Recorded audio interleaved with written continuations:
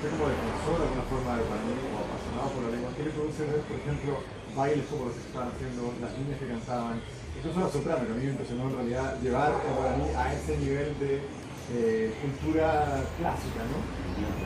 El gran compromiso que tenemos nosotros es justamente el de fortalecer y esa difusión tiene que llegar a lo que hoy en día la sociedad del mundo tiene. Si hoy estamos en un mundo basado en la tecnología, el guaraní tiene que estar allí, nosotros nos encargamos de esa parte. Nosotros no pretendemos bajo ningún punto de vista que el guaraní quede relegado y podamos ir a visitar los museos. La intención nuestra es que eso quede en internet, así como le decía Wikipedia o Firefox, Mozilla o ahora el LibreOffice.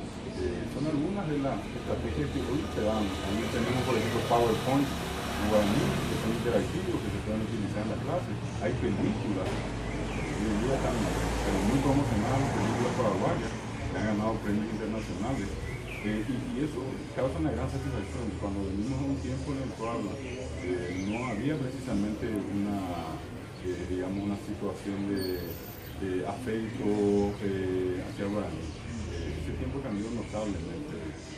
Son 30 años más o menos en que guaraní pasa de una situación muy incómoda a una situación bastante bien posicionada, bien fortalecida.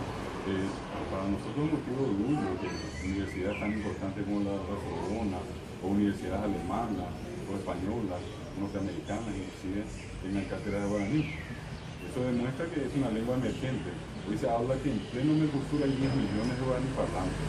Y eso abarca Paraguay obligatoriamente como el epicentro, Argentina, Brasil, Bolivia y una parte de Uruguay que todavía tiene guaraní hablante.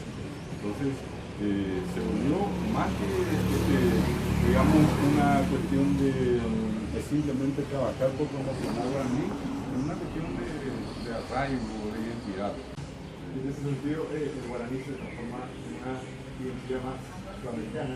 Obviamente. De Paraguay. Obviamente. En ese momento, el aprecio que tiene el guaraní en la región es tremendo.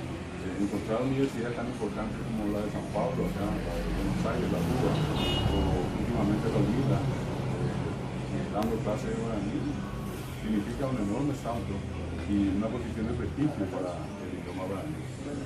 Eso, sin ninguna duda, tiene que generar más actitudes positivas hacia la lengua.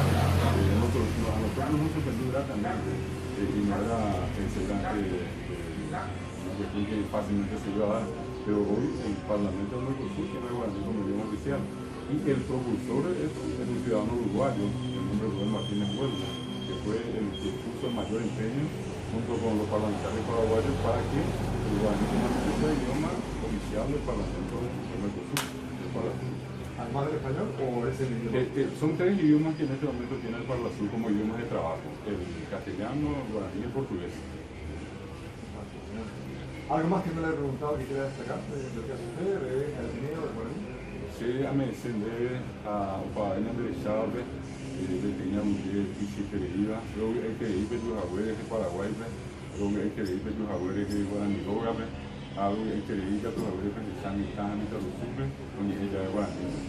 Queremos agradecerles a ustedes por la presencia, queremos agradecerles por venir a apreciar a Paraguay, por apreciar a Guaraní, por llegar a la casa de Guaraní, por eso se llama Guaraní Yoga, por haber visto a los niños y jóvenes disfrutar del guaraní y de todo lo que en este caso se manifiesta a través del guaraní. La música, la danza, la comida, en fin, todo lo que vivimos en Paraguay, insisto, pasa por el guaraní. Así que muchas gracias a mi director. Gracias a ustedes por todo. Muy amable.